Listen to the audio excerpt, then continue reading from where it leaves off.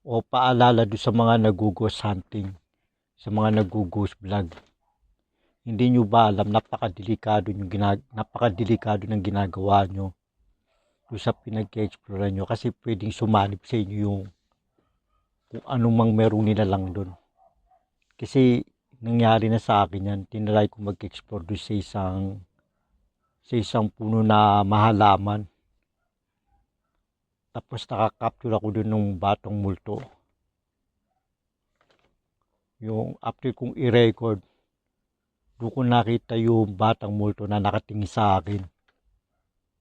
Pero mataas din ang view. Naipost ko na rito yan. Naipost ko na rito sa YouTube.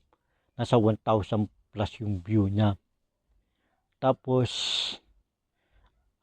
after 1 month, binalikan ko ulit yun, yung puno na mahalaman. Alam niyo ba kung anong ginawa ko? Pumasok ako doon sa pinakagitna ng puno. Tapos, ang nangyari, sumanib sa akin yung batang multo. Pero saglit lang. Alam nyo ba naramdaman ko?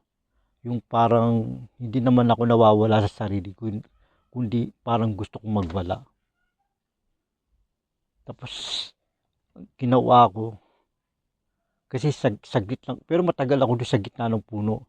Tapos nung maramdaman ko na yun, umalis na ako doon sa gitna ng puno. Tapos nagdasal ako. Sabi ko, Lord, sana tanggalin niyo kung ano man yung may pumasok sa katawan ko. So, ang nangyari, nawala siya. Kaya, napakadelikado, wag na wag kayong pupunta, lalo na kapag hindi nyo alam yung ginagawa nyo. Kaya, pag bago kayo pumunta doon, sa isang abandon, magdasal muna kayo. Delikado yan, hindi ako nagbibiro, kasi na-trauma ako. Kaya, nagiging matatakutin na nga ako. Yun lang, ingat sa mga ghost hunting.